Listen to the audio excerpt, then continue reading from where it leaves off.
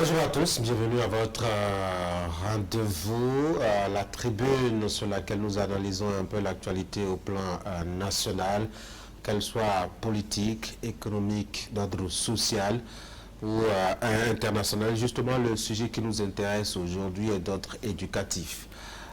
Vous le savez, le monde est emballé par les technologies dans tous les domaines. Aujourd'hui, on parle de l'intelligence artificielle qui d'ailleurs met beaucoup d'outils à la disposition des apprenants, mais aussi des encadreurs. Alors, comment réajuster le contenu des programmes et surtout la façon de former les jeunes, comment le réadapter à ce contexte très évolué de l'intelligence artificielle? C'est la question qu'on va se poser, autour de laquelle on va un peu échanger aujourd'hui. Alessi Karosoke, bonjour. Bonjour Tanguy. On va s'intéresser donc un peu à l'éducation et l'examiner à l'aune, je dois dire, du contexte de l'évolution de l'intelligence artificielle et se demander comment est-ce qu'on peut mettre les deux ensemble pour répondre aux défis de l'emploi surtout. Parce que la finalité, bien évidemment, c'est d'arriver à former des jeunes qui soient disponibles pour un marché adapté et précis. On va donc commencer déjà par voir en quoi est-ce que l'intelligence artificielle affecte outre mesure ou devrait affecter outre mesure ce que nous proposons comme enseignement, comme éducation, comme formation à nos jeunes enfants. L'intelligence artificielle est là, c'est vrai. Mais ça n'a pas peut-être changé, je dois dire, les besoins du marché, les objectifs de formation aujourd'hui. Alors, je suis un peu étonné que vous le dites, parce qu'il y a déjà beaucoup de changements qui s'observent autour de nous. L'intelligence artificielle est arrivée pour concurrencer directement les capacités mentales de l'homme. Et l'homme s'en sert de plus en plus aujourd'hui déjà pour régler des situations ordinaires. Et le défi qui nous attend justement, c'est que l'intelligence artificielle va servir à organiser la vie dans le futur, et à organiser des situations qui ne sont pas ordinaires, et donc ceux qui sont en retard vont se retrouver véritablement au bas de l'échelle et vont subir. Et c'est pour ça qu'il faut rester, on va dire, au diapason de ceux qui inventent et qui sont en mesure aujourd'hui de contrôler le monde avec l'intelligence artificielle et de nous imposer ce que peut-être nous ne sommes pas tout à fait d'accord pour accepter, mais étant donné que nous ne sommes pas au bon niveau, étant donné que nous ne sommes pas capables d'avoir la maîtrise de cet outil qui n'est pas le nôtre, nous pouvons véritablement avoir de sérieux problèmes dans l'avenir et même vivre une vie qui n'est pas la nôtre.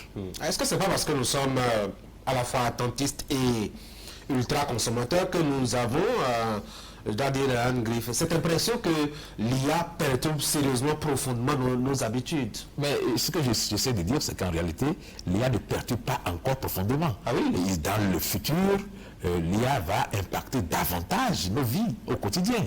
Et donc, il ne faut pas continuer de penser que c'est un outil de divertissement, parce que c'est ce que nous en faisons, que c'est un outil de divertissement, que ça nous permet de passer de bons moments, de fabriquer des vidéos divertissantes pour nous amuser aux dépens des amis ou bien pour faire plaisir à quelqu'un. L'IA va bien au-delà de ça, et ceux qui l'ont inventé ne l'utilisent plus seulement à ces fins-là, mais ils ont déjà projeté la vie dans un siècle et travaille déjà à être présent dans le siècle prochain. Est-ce que justement aujourd'hui on peut s'étonner ou s'inquiéter du fait que dans le contexte africain dans lequel nous sommes, béninois singulièrement, on n'a pas commencé déjà à se réadapter ou à s'adapter à cette réalité qui nous a, pour le reconnaître, un peu surpris? Oui, on a un problème d'adaptation. Oui. Vous savez, lorsque l'informatique a été créé, il est arrivé au moment où tout le monde a dit qu'en l'an 2000, il y aurait un gros bug et que ce sera peut-être la fin du monde. Et nous qui sommes ici croyons que effectivement le monde allait s'arrêter de tourner en l'an 2000 parce qu'on nous expliquait un phénomène que nous ne comprenions pas. On est dans le même schéma là, avec l'intelligence artificielle. C'est exactement ça que j'essaie de dire. Et nous sommes dans la même proportion de retard au moment où l'informatique a été découverte. Et nous sommes en retard justement parce que les autres ont déjà anticipé un certain nombre de choses depuis longtemps. Et nous qui sommes à la traîne et qui avons intérêt à mettre les bouchées doubles, nous passons le temps à n'utiliser ces outils-là que pour des choses futiles, alors que ce sont des outils extrêmement performants pour aller rapidement au développement et au développement de points. Ah oui, mais c'était un danger parce que justement, nous ne l'utilisons pas à bon escient, vous l'aviez évoqué tout à l'heure. C'est un outil pour nous de divertissement d'abord, actuellement. En plus, c'est un outil aussi d'abrutissement. Ça nous empêche de réfléchir et on lui soumet tout et il nous fait tout à notre place tranquillement. Mais ça dépend de l'utilisation que vous en faites. L'outil, il est là. Ça dépend simplement de l'utilisation que vous en faites. Vous savez que, on le disait sur cette émission, les Chinois ont inventé TikTok. Mais TikTok, c'est pas pour s'amuser en Chine. C'est pour apprendre. C'est pour vendre. C'est pour être performant. C'est pour se faire connaître. Vous voyez? Mais ici, chez nous, TikTok, à quoi ça sert? Nous en avons fait un usage débridé au point où, parmi nous, y compris moi, certains disent il faut arrêter ça. Il faut arrêter ça. Parce que cet outil n'a pas été conçu à l'effet des seuls divertissements, des seuls abrutissements auxquels nous nous soumettons nous-mêmes avec ça. Regardez un peu comment ça se passe ailleurs. On apprend davantage. On performe. On est en contact avec le monde, avec TikTok, et on dort un peu moins bête chaque jour. Mais ici, on dort un peu plus bête chaque jour avec TikTok. Parce que personne ne nous a dit ce qu'il faut en faire, et surtout parce que sur le plan académique, on ne s'en sert pas véritablement comme d'un outil didactique. C'est la même chose avec l'intelligence artificielle aujourd'hui, où on a l'impression que l'école est à part, l'intelligence artificielle est complètement à part. C'est vrai qu'il y a des réflexions au plan de la politique éducative et au niveau des acteurs en charge de l'éducation au Bénin, pour voir comment est-ce qu'il faut, je dois dire, rapprocher un peu les techniques de formation et les contenus de formation à tout ce que propose l'IA aujourd'hui. Mais c'est aussi un gros risque, non? Et je continue de le dire. Quand on n'a pas réussi d'abord à éduquer celui qui veut utiliser l'outil, il faudrait véritablement s'inquiéter sur les dangers potentiels qui sont à sa portée dans ce cas. Ce que vous essayez peut-être de dire, c'est qu'il est temps, il est plus que temps que le maximum de personnes qui utilisent l'IA puissent en avoir la maîtrise. Tout à fait. Et donc, il appartient aux instances qui en sont responsables d'introduire cette donnée nouvelle dans nos curricula de formation, de façon à ce que même au cours primaire, un enfant puisse avoir une parfaite utilisation de l'IA en fonction de ses capacités du cours primaire. Donc, tout le monde doit pouvoir utiliser l'intelligence artificielle de façon à ce que ça ne nous vienne pas d'ailleurs et que d'ailleurs nous n'ayons pas à cœur juste de considérer le volet ludique de la chose en disant que l'intelligence artificielle aujourd'hui est un instrument qui a été conçu pour amuser la galerie, pour amuser le monde.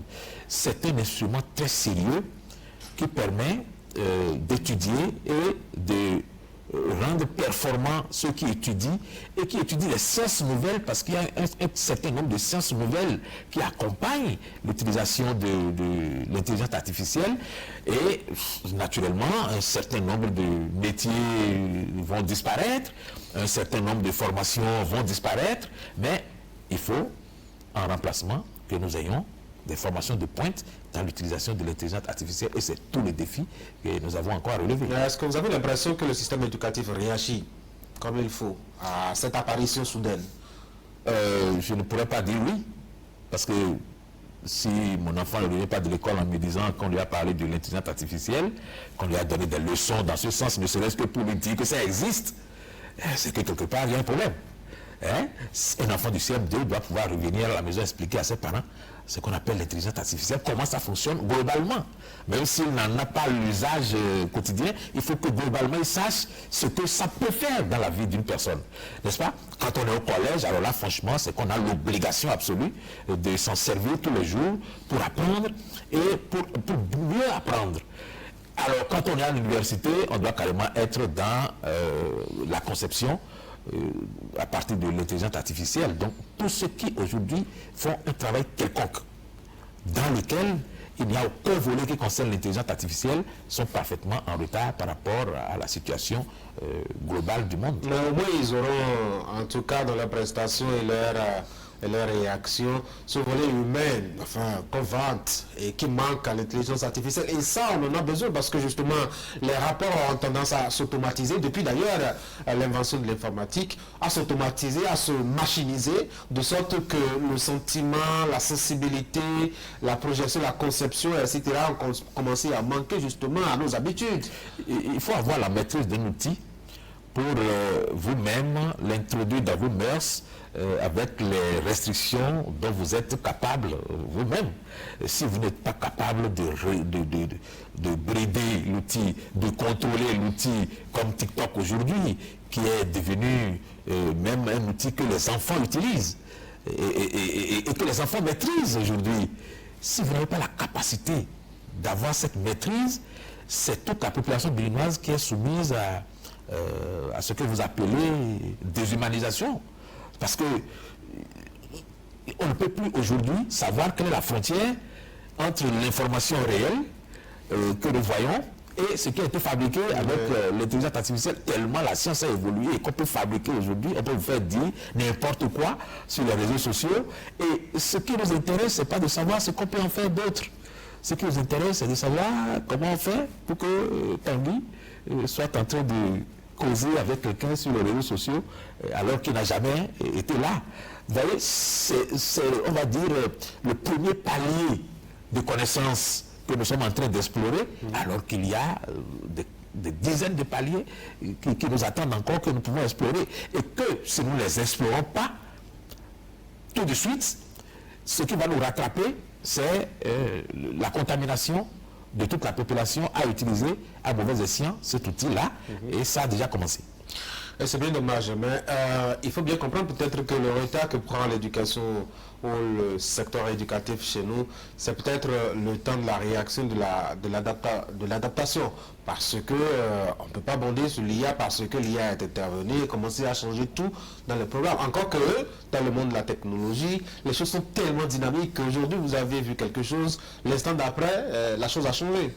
Ben, si nous avons tenu ce discours-là au moment où l'informatique a été créée, vous voyez le retard que nous avons. Parce que ça s'impose à nous. Et ceux qui l'imposent à nous n'ont aucune intention de nous soustraire à ceux à qui ils l'imposent. Donc nous sommes obligés de nous adapter puisqu'on dit que le monde est devenu planétaire. Si le monde est devenu planétaire, nous devons avoir les mêmes capacités que les autres pays ou les autres continents qui sont sur la même terre que nous. Or, il se trouve que nous prenons du retard sur un certain nombre de choses et que c'est ces retards-là que les autres exploitent pour nous imposer un certain nombre de choses. Et puis après, nous sommes étonnés de dire que oui, c'est tel pays qui ne veut pas que nous progressions, c'est telle entité qui est en train de vouloir pomper nos ressources, parce que justement, nous n'avons pas les moyens de nous défendre. Or, quand nous n'avons pas créé un outil, que ce soit les autres qui l'ont créé, nous ne pouvons pas prétendre avoir la maîtrise, la même maîtrise que les autres, mais au moins que nous soyons en mesure d'être à l'abri des désagréments que ça peut nous causer parce que nous sommes ignorants justement des détails de cette technologie. Et c'est pour ça que le domaine de l'éducation devient extrêmement stratégique par rapport à cette découverte qui nous vient d'ailleurs. Alors, vous demandez peut-être qu'on l'introduise, en tout cas qu'on en parle tout au moins auprès des apprenants, mais qu'il fera l'enseignant? Lui-même vient de découvrir l'outil. Il n'a peut-être même pas le même niveau d'information que l'apprenant qui davantage est plus ouvert sur les nouveautés, etc. Comment est-ce que nous pouvons l'introduire et de façon, je dois dire, rigoureuse et contrôlée pour avoir les résultats que nous attendons? C'est la politique de l'éducation et c'est une politique nationale. Et cette politique nationale se décide quelque part. Nous avons un gouvernement qui est à l'œuvre et qui a un programme. Et c'est dans le programme de ce gouvernement que nous devons avoir le sentiment que l'intelligence artificielle est au premier niveau des préoccupations. Ce qu'il est, heureusement, parce qu'il y a un ministère aujourd'hui qui est carrément dédié à l'intelligence artificielle. Oui. Et donc, on a vraiment le sentiment que le gouvernement a compris qu'il y a un véritable défi à relever là. Donc, c'est de relever ce défi et de prendre conscience du retard que nous avons déjà et qui est considérable. Pourquoi je dis ça? Quand vous considérez un pays comme la Chine, je prends la Chine parce que c'est dans le monde, en matière technologique, la référence pratiquement. Absolument. Bon, quand vous prenez la Chine, au cours des 4 dernières années, la Chine a supprimé 12 200 offres de formation. 12 200 offres de formation ont été complètement supprimées. Dans les centres de formation et les écoles. Et les écoles. Pourquoi? Parce qu'il y a une exigence d'adaptabilité à l'IA. Et l'IA, en tant que telle, ce n'est qu'une technologie qui crée maintenant beaucoup d'autres sciences connexes qui amènent à fabriquer des choses, à concevoir des choses, à anticiper des choses, à corriger ce qui existe déjà et à faciliter la vie du citoyen à partir de ce qui existe déjà, en l'introduisant dans la vie quotidienne des citoyens. Donc, il y a des offres de formation qui ont été supprimées parce qu'on a considéré que ces offres-là ne correspondaient plus aux besoins réels qu'on a aujourd'hui par rapport à la vie en société et par rapport aux besoins de la main-d'œuvre. Donc, quand vous sortez de ces formations-là, l'emploi n'est plus tout à fait garanti. La Chine a décidé de ne plus donner des diplômes qui consistent juste à écrire et à répéter qu'on a lu des livres et que, bon, on a bien lu. N'est-ce pas? Donc, ils ont supprimé 12 200 curricula de formation. Oui. Mais c'est pas ça qui est le plus important. Parce que ici aussi, à l'université d'Abo de Calavi, on a supprimé des offres d'emploi. Oui. On est passé de 103 à 86. Donc, il y a 17 offres d'emploi qui ont été supprimées à l'université d'Abo de Calavi. Et on a décidé que désormais, il y a un certain nombre de masters qui ne seront plus du ressort des écoles doctorales, mais qu'on peut les faire désormais en faculté. Donc, on a senti le besoin de réformer aussi. Mais quand j'ai regardé, je n'ai pas vu ce qu'on a proposé pour compenser ce qu'on a supprimé et ce qu'on a proposé pour aller loin dans les défis que nous avons aujourd'hui. Parce que du côté des Chinois, quand ils ont supprimé 12 200 offres d'emploi, ils en ont proposé 10 200 de nouveaux qui sont totalement en rapport avec l'intelligence artificielle, avec la robotique et avec les métiers du numérique. Alors nous avons supprimé, mais qu'est-ce que nous avons proposé en retour? C'est ça. Qu'est-ce qui compense? Peut-être que c'est ce que j'appelle le temps d'adaptation. On est peut-être en train de réfléchir pour voir qu'est-ce qu'il faut faire à un moment donné. N'oubliez surtout pas aussi que les deux réalités ne sont pas les mêmes entre la Chine d'aujourd'hui équipée du point de vue numérique, du point de vue Internet, du point de vue moyen, jusqu'à la dernière classe de formation dans l'établissement. C'est pas la même chose ici au Bénin où parfois même il manque dans certaines écoles les moyens les plus basiques comme par exemple un interrupteur, une lampe pour éclairer la salle de cours par exemple. C'est une question de volonté. Je crois l'avoir déjà dit sur cette émission une fois. C'est juste une question de volonté politique. De vouloir porter le niveau d'éducation à un certain potentiel. Parce que l'intelligence artificielle, nous la découvrons aujourd'hui, mais il y a plus de 20 ans que dans le monde on se préparait à ça. Et nous avions des accords avec ces pays-là qui nous permettaient d'avoir des bourses pour former nos étudiants. Mais nous n'avons pas anticipé là-dessus. Nous avons attendu que les autres finissent complètement de créer. Et même quand ils ont fini complètement de créer, il n'y a pas une politique pour envoyer avec nos ressources un nombre important de jeunes béninois. Est-ce que c'est possible? Parce que quand on les envoie, c'est pas la volonté qui a manqué. Quand on les envoie, ils restent, ils nous abandonnent, ils oublient le pays. Et puis, parce qu'ils ont des conditions qu'on leur offre qui sont plus intéressantes. Mais c'est un tout. Et vous faites bien de le dire. Lorsque le jeune va, qu'il étudie, et qu'il revient, si on le traite exactement comme quelqu'un qui n'est jamais allé nulle part, et que la technologie qu'il est allé apprendre, on ne lui donne aucun moyen de la mettre en œuvre, il va voir ailleurs. Il s'en va voir ailleurs.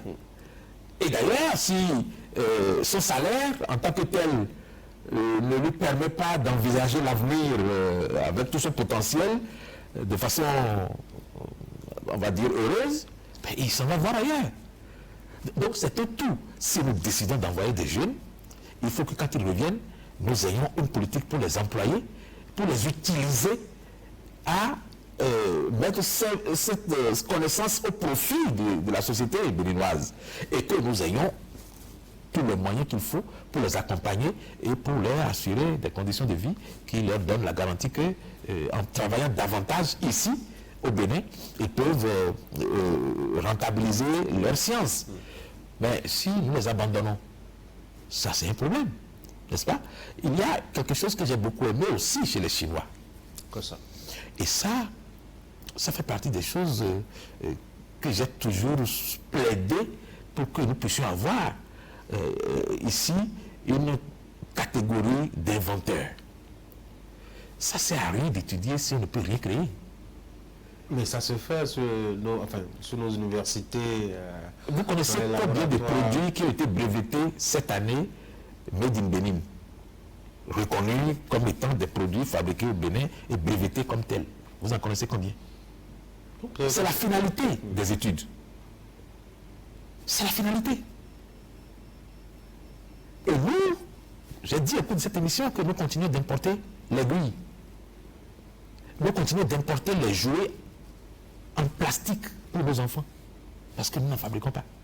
Nous ne sommes même pas capables de fabriquer ça. N'est-ce pas? Et comme je le disais, j'aime beaucoup avec quelque chose chez les Chinois, c'est que désormais, on ne vous donne le diplôme que sur la base de ce que vous avez inventé. Comment ça? Bon, vous avez le doctorat technologique, d'accord. Mais le diplôme est conditionné à votre invention, ce que vous mettez sur la table comme invention nouvelle. Qu'est-ce que vous avez créé? Parce que la théorie est une chose. Mais on ne vous forme pas pour que vous soyez des théoriciens. On vous forme pour que vous mettiez cette théorie en pratique. Et quand vous la mettez en pratique, vous créez quelque chose. Ça fait que les Chinois déposent des milliers d'inventions au quotidien. Ils peuvent avoir des brevets au quotidien. Tous les jours, il y a des inventions. Même les enfants de cours primaire, les jouets en plastique dont je parlais tantôt, ce n'est pas les ingénieurs qui les fabriquent. Ça fait partie des activités ludiques des élèves de cours primaire. N'est-ce pas? Donc nous avons des diplômés qui n'ont jamais rien inventé, qui n'ont jamais rien créé. On ne peut pas leur reprocher, le contexte ne les a pas préparés à cela. Ils ont un parcours. Il faut que le contexte soit changé de façon à ce que plus personne n'ait un diplôme s'il n'a rien créé, s'il n'a rien inventé de nouveau pour impacter positivement la société, pour impacter nos vies et pour faire grandir notre pays en le faisant connaître à l'étranger comme un pays de technologie de pointe. Ce faisant, c'est demander justement à l'État de mettre pratiquement, mettons, les 2/3 de son budget dans l'éducation, parce que on a d'abord commencé à constater, je dois dire, les limites des moyens proposés à l'école et les conditions dans lesquelles nous apprenons, ce qui fait qu'améliorer un peu l'offre de formation appelle forcément de gros investissements. Les lycées techniques qu'on n'a pas encore construits, c'est simplement parce que justement cela appelle beaucoup de fonds, beaucoup de sous. Quand vous demandez aussi qu'on y ajoute tout ce qui a trait à l'IA, c'est demander à ce que les enfants aussi soient au même niveau, tout au moins leurs parents, au même niveau de finances, de moyens, pour leur faire acquérir les moyens qui correspondent justement à ce type de formation. Et ça, c'est beaucoup demandé à la fois à l'État et aux parents. Vous savez, il y a un choix à faire. Rester dans le mouvement, c'est-à-dire être parmi les pays qui comptent, ou bien être dans l'antichambre Il y a d'éternels consommateurs. Éternel consommateur, même, c'est une très bonne chose, parce que vous ne pouvez même plus avoir les moyens de consommer, parce que la technologie aura atteint un niveau où on fabriquera des choses que vous ne pouvez pas acquérir. Vous ne pouvez déjà pas fabriquer les choses, mais on les fabrique, mais vous ne pouvez pas les acquérir. Vous voyez, aujourd'hui, on fait la culture, je veux dire l'agriculture avec des robots. Pourquoi nous ne pouvons pas en avoir Parce que nous ne pensons même pas que ça fasse partie des investissements possibles. Nous disons que c'est hors de portée. Et pourtant, c'est ça qui nous permet d'accroître la productivité, c'est ça qui nous permet d'avoir des produits à vendre, c'est ça qui nous permet de nous enrichir. Et nous sommes encore à la roue. Et lorsqu'il y a un tracteur, on considère que c'est une avancée considérable. Et on fait des inaugurations de tracteurs qu'on met à la disposition des agriculteurs. Bon, Dieu merci, ces choses-là ont un peu cessé. Et sinon, les machines agricoles, quand on va mettre 2 machines agricoles dans un champ, on se déplace en délégation ministérielle ou officielle pour aller mettre 2 ou 3 tracteurs à la disposition des paysans pendant que le monde est à la robotique et que les hommes ne se fatiguent même plus autant à travailler dans les champs. Il y a des avions pour survoler, il y a des robots pour arroser, pour désherber, bref, il y a un tas de choses aujourd'hui qui se font et nous sommes en marge de ces choses-là parce que nous regardons autour de nous et nous nous disons, bon, plus personne pour l'instant n'est en avance sur nous. Mais ce n'est pas ceux qui sont autour de nous qu'il faut regarder. Il faut regarder loin. Il faut regarder ceux avec qui nous serons en concurrence dans 50 ans, dans 100 ans. Parce qu'on n'aura pas d'excuse à être dans l'incapacité de faire des choses, à créer les choses dont nous avons besoin. Nous n'avons pas d'excuse. Et déjà, je considère que nous avons un important retard. Il y a un gros déficit dans nos programmes. Parce que je pense que si vous mettez des enfants formés ici, en présence d'autres enfants formés, je ne veux pas parler de la Chine parce que ça c'est stratosphérique, d'autres enfants formés dans d'autres pays en Afrique où on envoie déjà des satellites. Il y a des pays en Afrique où on pense déjà à envoyer des satellites. Vous imaginez, nous, comparé à ces pays-là, où est-ce que nous sommes? Vous voyez? Donc, il faut avoir l'ambition. Aujourd'hui, les Chinois sont arrivés là où ils sont arrivés et c'est le résultat que nous voyons. Nous ne savons pas par quoi ils sont passés. Nous ne savons pas quels sacrifices ils ont dû faire. Nous ne savons pas si c'est les 2 tiers du budget de l'État qu'ils ont dû mettre dans l'éducation. Donc, il n'y a pas de résultat spectaculaire sans une politique bien pensée et exécutée avec rigueur. S'ils en sont là où ils sont, c'est parce qu'ils ont fait un travail qui a produit ce résultat. Et qu'est-ce que nous faisons? Nous nous complaisons dans la routine. Parce que depuis qu'on a commencé à parler de l'IA, Tanguy, croyez-moi, il n'y a pas dans nos universités un changement ou des réformes qui donnent le sentiment que nous sommes entrés dans une ère nouvelle. Et pourtant, nous sommes dans une ère nouvelle. L'IA va révolutionnariser toute notre vie. On n'a pas le choix. Et si vous allez à l'université aujourd'hui, il n'y a rien. Bon, je ne suis pas allé à Summer City, il paraît que là-bas, il se fait des choses. Il y a des choses qui se produisent. Il paraît que des choses se produisent là-bas. C'est un autre quartier quand même. Mais on ne peut pas, à l'image du projet Songhai, avoir un îlot, qu'on va dire, expérimental, et s'en contenter. Ça doit être quelque chose qui est démocratisé et qui est partout. Nous avons essayé, vous êtes témoin que nous avons essayé de créer le projet Songhai ailleurs. Ça fait flop. Ça fait flop. Donc, quand vous avez un îlot qui prospère, c'est une bonne chose. Mais ça ne sera jamais suffisant parce que c'est toute la vie de la nation qui est impactée par cette technologie. Il faut que jusqu'au cours primaire, on ait le sentiment que l'intelligence artificielle est véritablement présente dans nos vies et que nous travaillons à en avoir la maîtrise.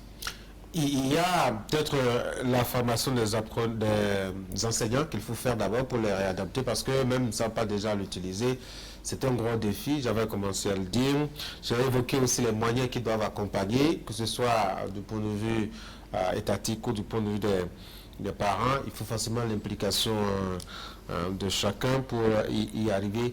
Il y a aussi l'environnement parce que quand vous prenez le cas chinois, ils ne se sont pas réveillés le matin pour dire, bon, on va se réadapter justement à cette révolution que nous impose l'IA. Ils sont partis de cet homme d'étape, etc., qui a préparé les enfants à être ouverts à cette technologie-là aujourd'hui. Quelle est l'ouverture que les enfants ont et surtout, quels sont les moyens que nous avons en matière de barrières que nous pourrons poser pour leur éviter de glisser au-delà des limites positives pour aller vers, je dois dire, tout ce qui est négatif et qui est colporté, transporté par l'IA. Et un sursaut s'impose. C'est aussi simple que ça. Un sursaut s'impose. Et ce sursaut est d'autant plus important que lorsque vous prenez l'exemple de la Chine, pendant longtemps, elle a donné le sentiment d'être en hibernation. Parce qu'il n'y avait aucune jouissance. On s'était arrangé pour que personne ne soit dans une jouissance quelconque. On a travaillé d'arrache-pied. Et on a travaillé dans l'austérité.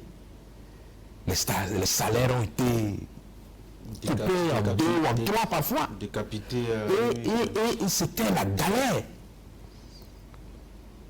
C'est vrai que sur le coup, il y en a qui considéraient que c'était un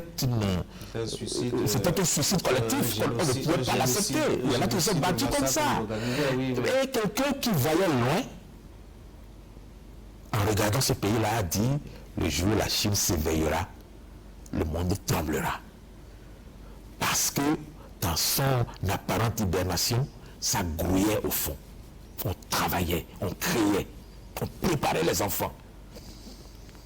Et surtout, on leur ôtait toute envie d'entrer dans la jouissance en voulant à 25 ans avoir une maison et une voiture. C'est une éducation qu'il faut remettre en cause. Pourquoi? On n'est pas venu sur terre pour galérer. On est venu. Parce que, Tanguy, lorsque ça devient une règle, ou en tout cas que ça devient un phénomène de mode, et que tous les enfants pensent qu'à 25 ans, il faut avoir sa maison et sa voiture, nous avons délaissé l'essentiel. L'essentiel qui est de travailler. Parce qu'un enfant, quelle que soit la capacité qu'il a, ne peut pas travailler à 25 ans à avoir une maison et une voiture.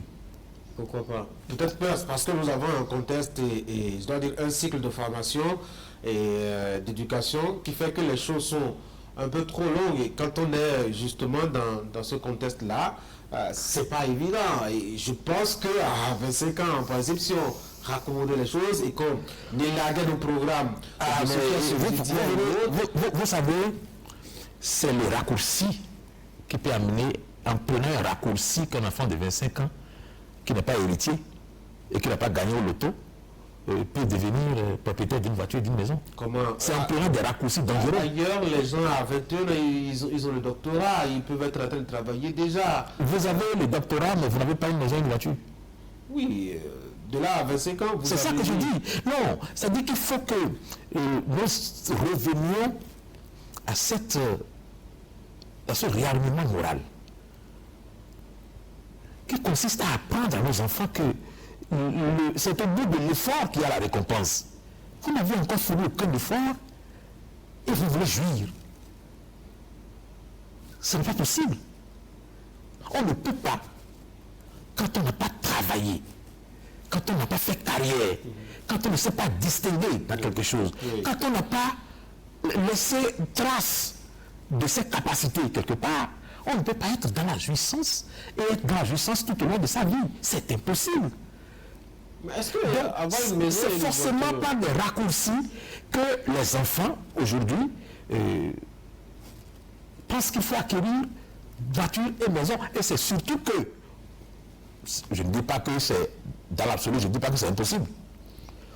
Mais il y a des cas où il y a des enfants surdoués qui savent saisir des opportunités. Des opportunités qui peuvent tomber. Voilà. Lorsque ça devient une règle générale, et qu'un enfant qui a 30 ans commence à penser qu'il est en retard pour construire une voiture, pour construire une maison et avoir une voiture, et qu'il commence à chercher tous les raccourcis possibles pour y arriver, en oubliant que ce n'est pas le travail qu'on y arrive, en oubliant que c'est en créant quelque chose qu'on y arrive, en oubliant que c'est en construisant de s'aimer quelque chose qu'on y arrive, il y a un problème.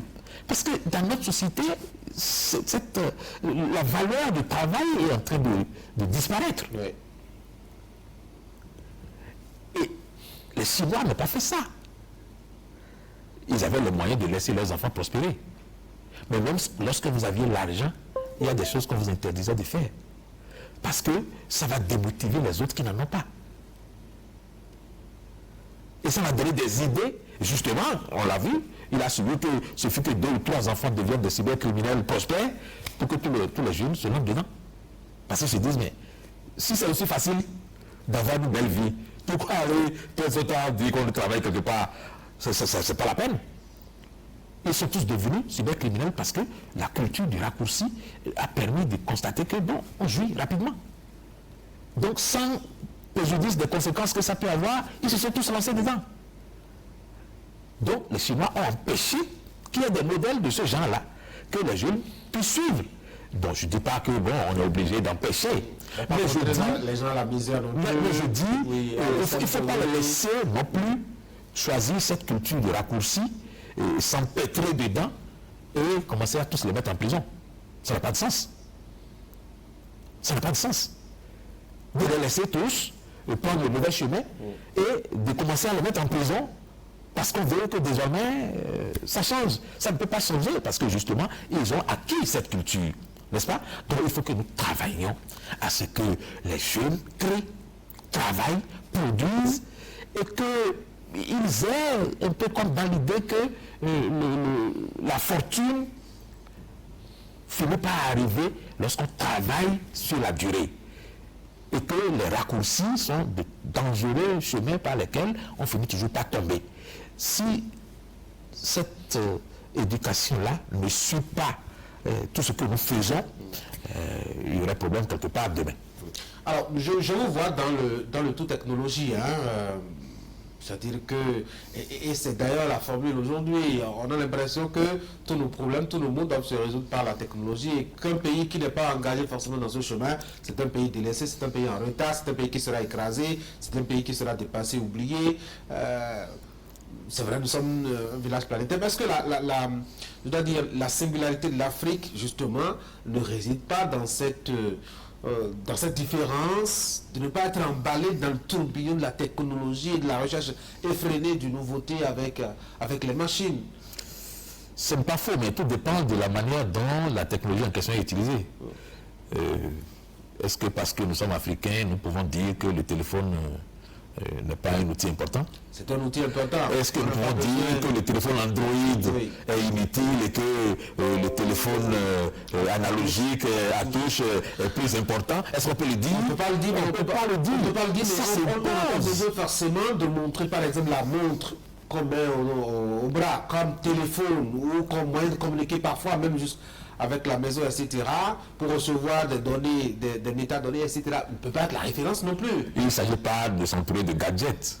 Justement. Il s'agit d'utiliser la technologie à des fins de développement chez nous en fonction de nos moyens, en fonction de nos spécificités, en fonction de nos réalités. Si nous ne le faisons pas, ce sont les autres qui nous imposent leur réalité. Et leur réalité, c'est TikTok. C'est ça leur réalité. Nous ne pouvons rien comme ça. Et c'est dangereux. Or, il était parfaitement possible que nous ayons un réseau social. Vous croyez qu'on n'a pas suffisamment étudié dans notre pays pour avoir un réseau social? Mais c'est là le problème, justement. Si tout le monde crée, qui consomme? Encore que nous aussi, on n'a pas de débouchés. Et ceux qui créent, c'est parce que peut-être, entre-temps, ils ont vu en Afrique des débouchés. Eux, ils sont en avance sur nous. Pourquoi est-ce que nous devons créer? Quel est le réseau social que nous avons créé pour éduquer notre jeunesse?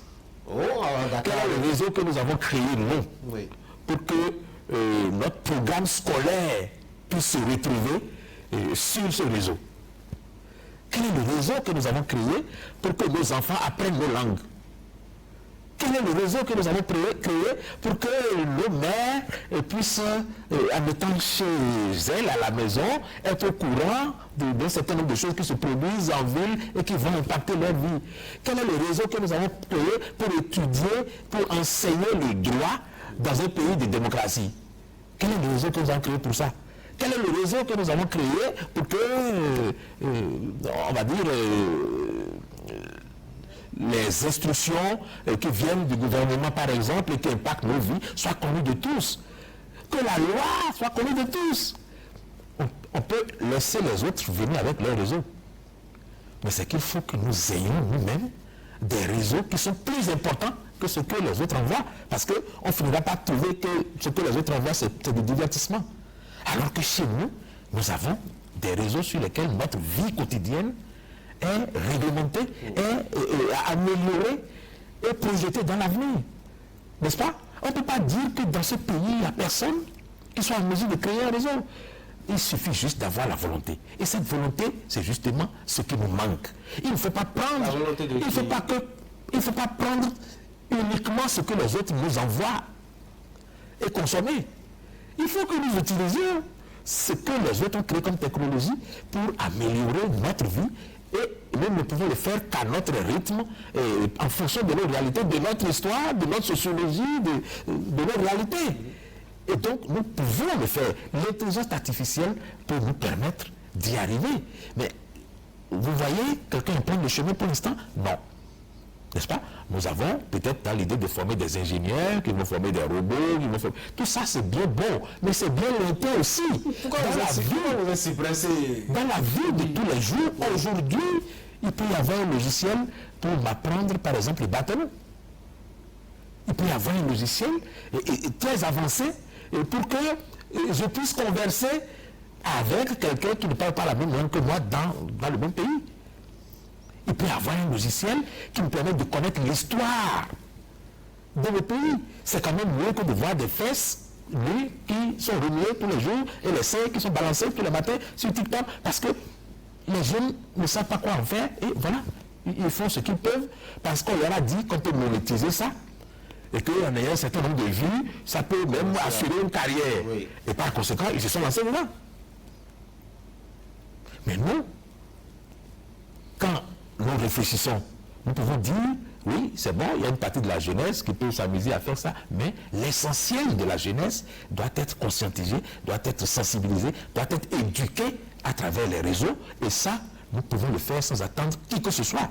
Nous pouvons le faire demain.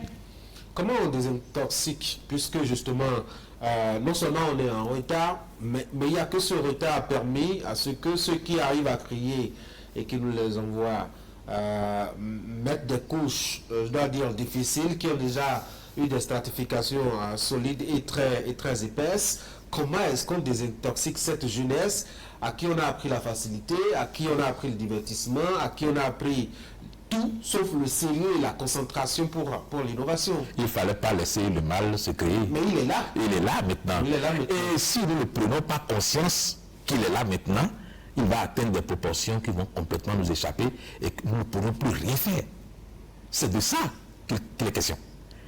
Si à l'instant où je parle là, nous n'avons pas pris conscience de ça pour arrêter, pour endiguer le mal, pour légaturer complètement le mal, nous allons nous retrouver dans une situation où nous n'aurons plus aucune maîtrise, nous ne pouvons même plus rien contrôler. Parce que la situation va nous échapper. Et c'est pour ça qu'il faut absolument que ceux qui ont la responsabilité de l'éducation puissent commencer par réfléchir à la possibilité d'anticiper pour que ça n'arrive pas. Parce que ce n'est pas le manque d'anticipation que nous avons, la jeunesse débridée que nous avons aujourd'hui.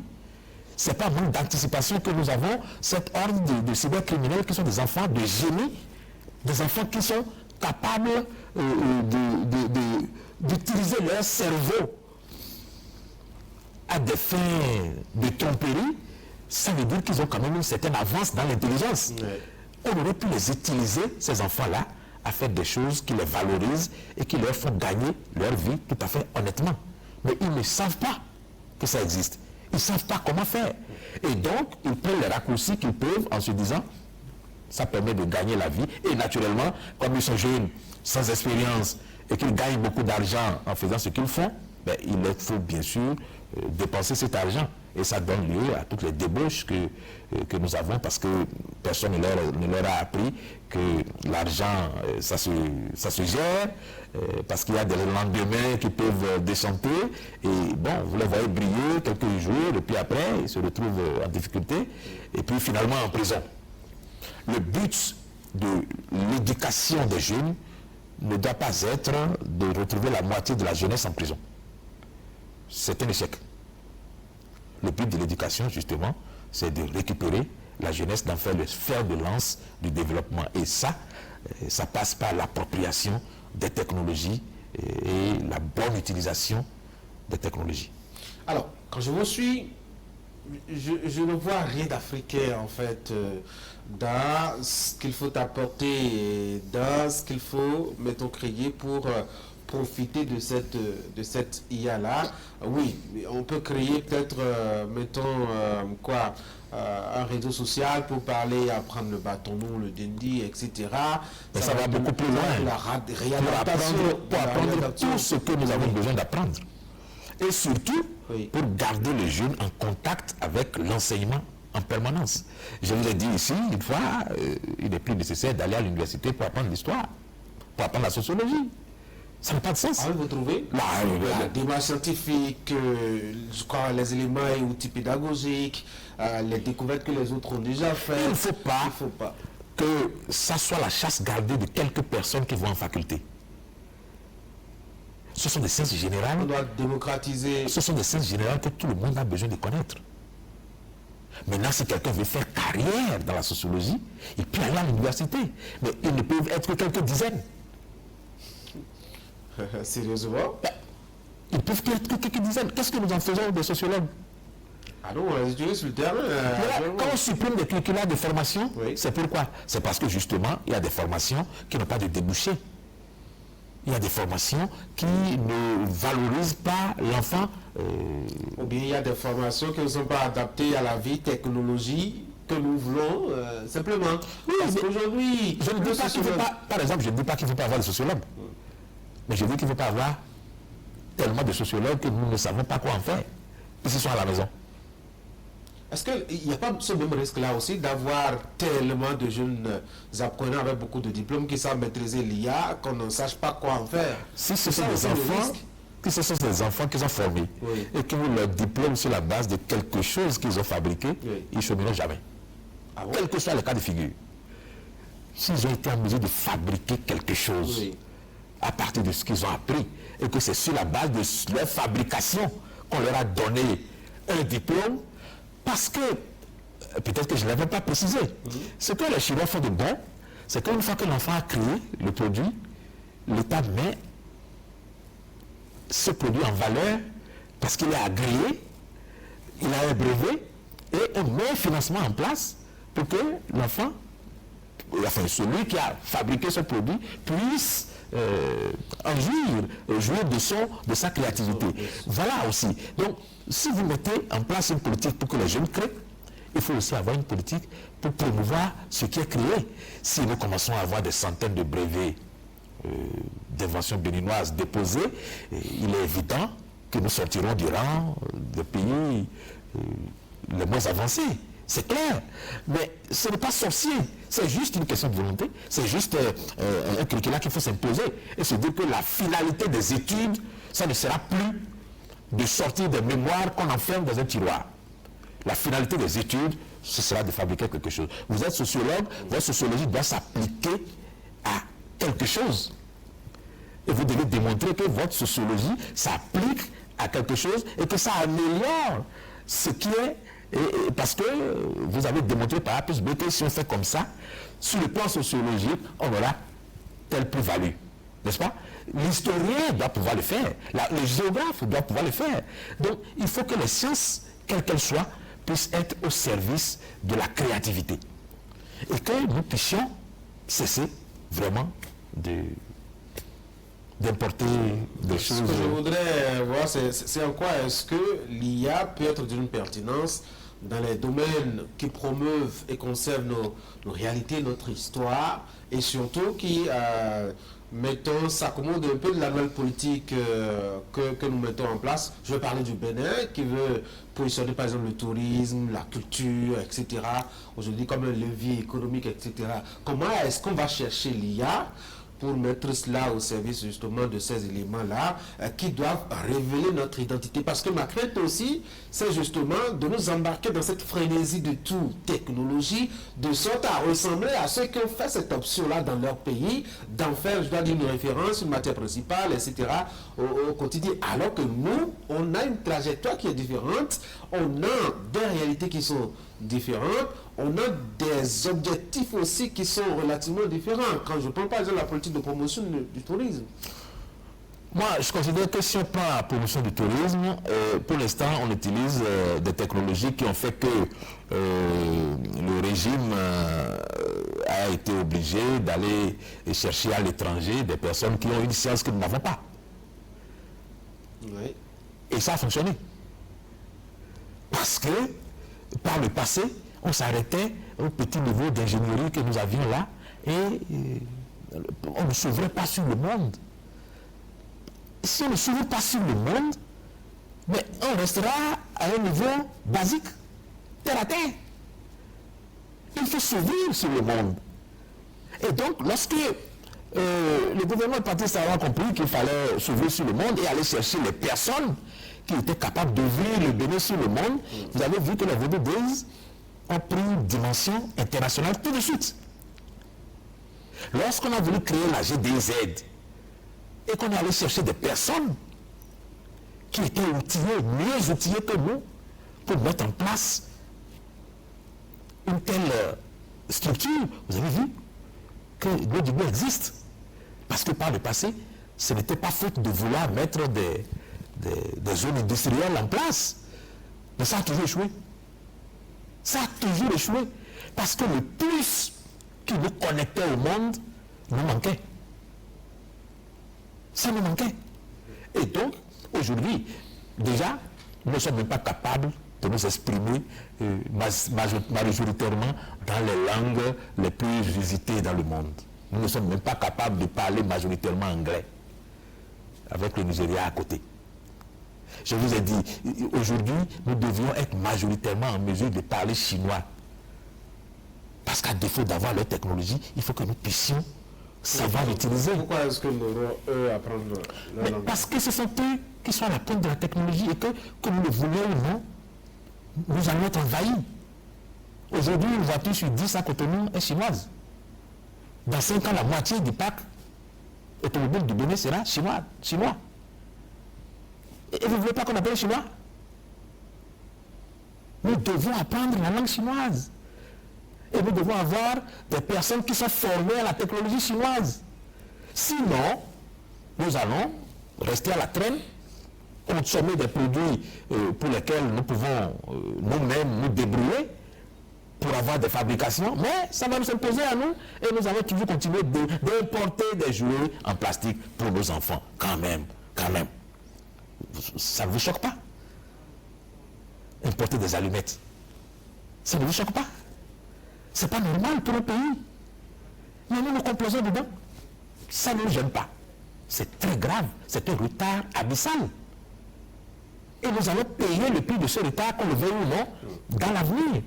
Si nous ne le réveillons pas. Donc, moi j'appelle à un sursaut, à un vrai sursaut, pour que nous sachions que le monde avance et que si nous ne sommes pas au rythme auquel le monde avance, il faut quand même au moins que nous nous ébranlions pour suivre un peu.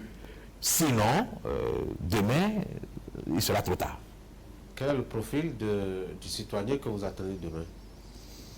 Le citoyen qui est formé... Avec une IA mise à la disposition, une technologie mise à la disposition, etc. Quel est le profil du citoyen béninois, votre profil idéal de béninois, je veux dire? Le profil idéal de béninois, c'est un béninois qui est éduqué à la connaissance de nos valeurs, au respect des valeurs endogènes, et qui apprend la technologie et s'en sert justement pour développer ce qui relève de notre particularité, pour l'améliorer. C'est très important. Si vous n'apprenez pas de la technologie des autres, vous ne pouvez pas vous améliorer, parce que nous avons passé tout le temps à compter sur eux et à ne rien faire. Aujourd'hui, nous n'avons pas le choix, nous sommes obligés de copier sur eux. Mais en copiant sur eux, nous pouvons développer ce qui est de de notre culture. Et même au Vodou Days, vous pouvez voir des inventions béninoises qui soient purement technologiques, mais qui reflètent la réalité de notre continent et de notre pays. Tout à fait. Si vous voulez, en une journée, construire un objet à l'usage des touristes, et que manuellement, ça vous demande peut-être 10 jours de travail pour construire une statuette, avec l'intelligence artificielle, vous pouvez en construire peut-être une centaine par jour. Sans déformer, sans dénaturer les statuettes en question. Et ça permet d'avoir une clientèle plus fournie et peut-être d'exporter dans le monde. N'est-ce pas? Donc, l'ouvrier qui est en train de s'acharner avec son burin à former, à fabriquer une statue et qui prend 10 jours pour une petite statue, peut, avec l'IA, fabriquer une quantité de statues et attirer les touristes qui peuvent chacun rentrer au moins avec. Quand on va à Paris aujourd'hui, on achète la tour Eiffel en miniature et on ramène à la maison. Vous pensez que ça se fabrique comment? Ce n'est pas des ouvriers qui, avec des burins, fabriquent ça, non. C'est des machines qui sortent ça. N'est-ce pas? Donc, nous pouvons, avec l'IA, faire beaucoup de choses sans perdre notre identité et sans perdre complètement le sens des réalités de chez nous. Vous avez l'impression que les politiques sont prêtes? Ah mais... Quand vous voyez l'environnement... Non, je crois que nous avons beaucoup de retard. Les acteurs... Je crois que nous avons beaucoup de retard. Je tire un certain espoir du fait que le ministre qui est chargé de l'intelligence artificielle va peut-être développer un vrai programme pour que l'IA devienne une réalité tangible dans les programmes scolaires et même dans nos vies au quotidien. Alice Carlos, ok, merci beaucoup. C'est moi qui vous remercie. Mesdames et messieurs, c'est la fin de cette émission. Merci d'avoir été là. Prenez soin de vous.